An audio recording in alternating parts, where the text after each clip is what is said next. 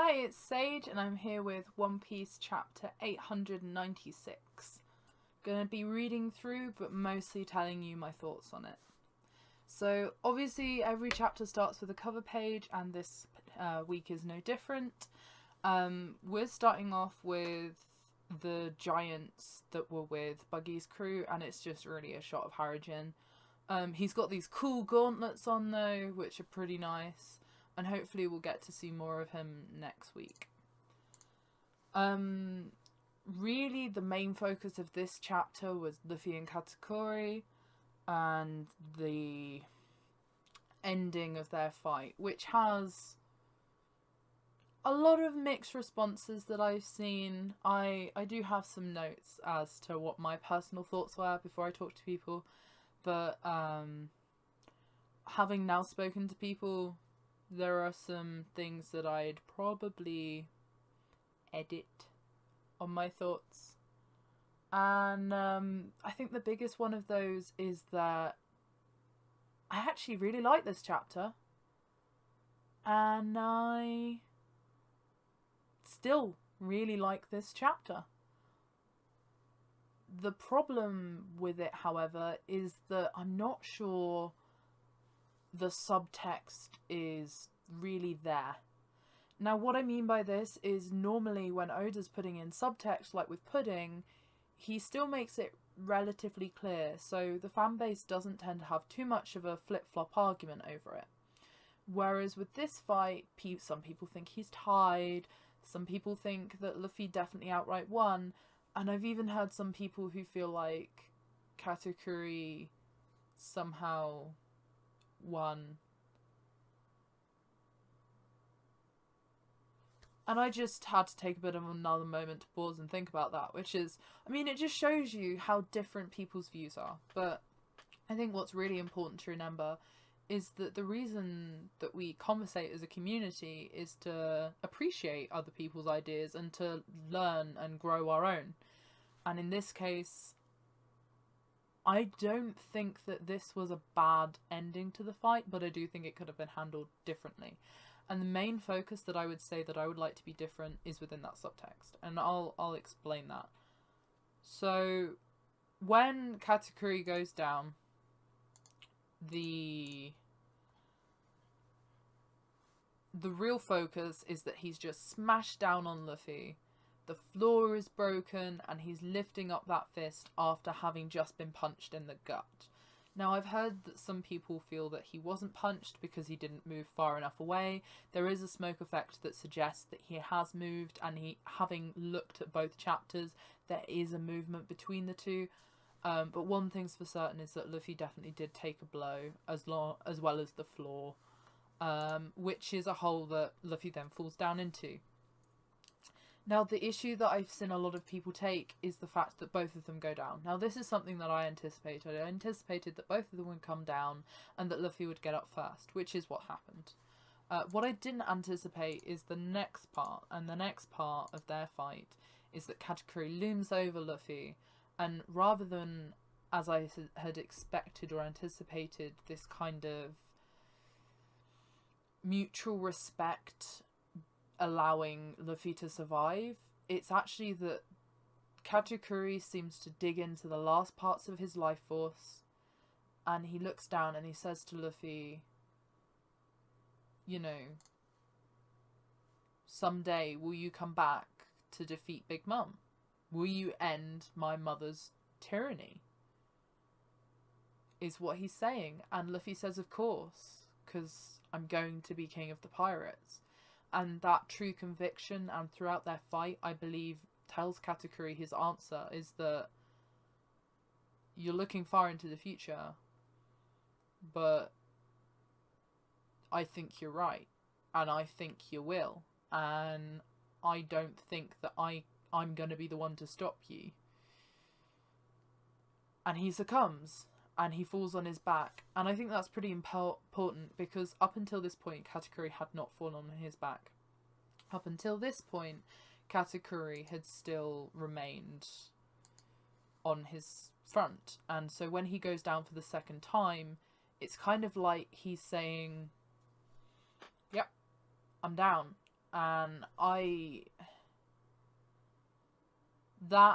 take more issue with. The reason I take more issue with this is because I would have liked Luffy and him to be talking while they were still down.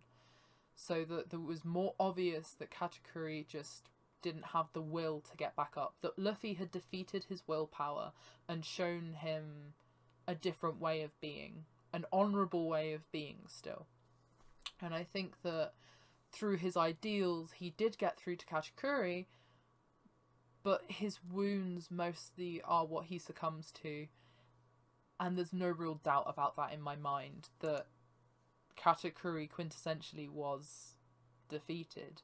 Now, Luffy also was out cold for 10 minutes as well, which does mean that their match was a tie at that point.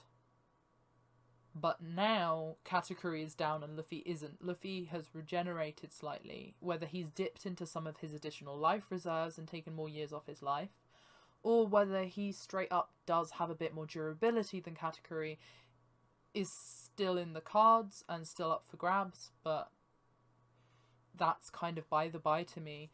The end of this fight to me is probably a tie. However, the second that it's Luffy that gets up, it is a win for Luffy and a loss for Katakuri, because these long, intense fights that we see characters go through, like Akainu, for instance, when he's fighting Kuzan, that fight was like a long time. And there are going to be parts of it where they're both down and it matters who gets up first, because they do eventually become victorious. Now, Luffy isn't somebody that's going to kill Katakuri. He's not going to beat him when he's already down. That's Luffy's personal thing. Katakuri, however, could have done that to Luffy. And I like to think that that moment of him looming over where he could have taken Luffy out and asked him a question instead is meant to be us seeing Katakuri develop and have a different resolve, and maybe even when Luffy and the gang come back, he may be more on our side than an antagonist. And I don't perceive Katakuri as ever being an antagonist in One Piece again. I think that he will be a very odd character when he comes back. And I do think he'll come back, which I'll come back to. But I don't personally perceive that he will be a bad guy anymore. Now, what do I mean by I believe that he'll come back? Now, I think one of the really important things to remember is in this chapter, this is the end. This is the last we'll see of Katakuri, and I've gone back through the entire fight, and there is one named move for Katakuri and his spear. Why is that significant? Well, that's a named spear. It's named Mogra, or Mole, or Earth Dragon, depending on what translation you read. One named move, Mochi Thrust. That just doesn't sit well with me. There are things that do sit well with me, like the resolution that we have between Pudding and Sanji. They seem to have parted ways. Sanji's on the Denda mushy to the crew. The crew's up to date. They're not going to quite go to Cacao. Sanji's most likely planning to grab Luffy and then skywalk out. Whether that'll happen or not, I'm not sure. Actually, I have a small speculation that it might not happen. Now, the reason I think that might not happen is we see the oven almost everything that he says to be an improbability or almost certain is deception on Oda's front, and we see other events unfurl. And I did kind of notice that we've seen a lot of, for sure, the only way that Luffy could possibly escape is via the mirror. That we're all watching and won't stop watching. Right. 100% certain. Almost certain. That's not happened so far. Even in the wedding, when we literally didn't know how else we'd escape. Even with the green room, there's no way the Straw Hats could possibly escape this wave. They're either going to go down or abandon the ship or something. But they find a way. And I feel like Pecoms, who has come out of nowhere, may know the way, or at the very minimum, there will be some development when we come out of that mirror. It's not going to be straight up. It might be that Peckham shields us, that he tortoises up and goes, I am as hard as diamonds with my shell and I will protect you. But I'm not sure. But either way, something fishy's going on. So, speaking of something fishy, Peckham's is there in the first place. Nobody could have anticipated that. Nobody. Somebody, and they'd have been told they were mad. And that's what I really love about One Piece, is the fact that even if you call this shit, years ago, no one would have believed you. Absolutely nobody. And that's why it's so fun. But, I think, yeah, so, coming back to Katakuri.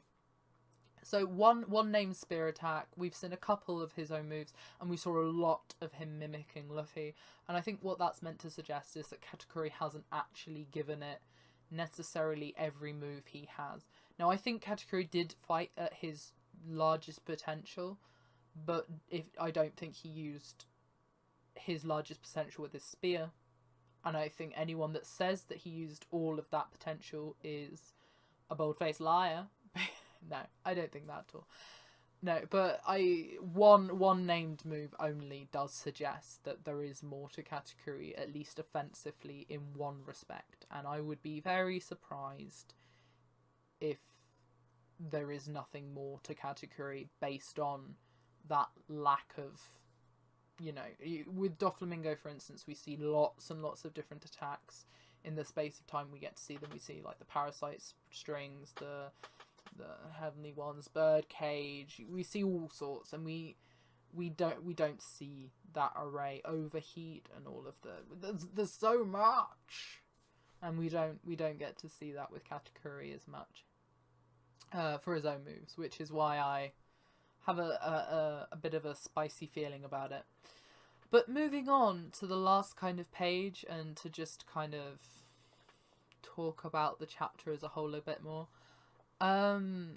We see everyone gathered around. It is now 12:55, and I think what's really important about that is that means that this is the last chapter we'll see the chase of Beige and Big Mum, or Beige and Big Mum.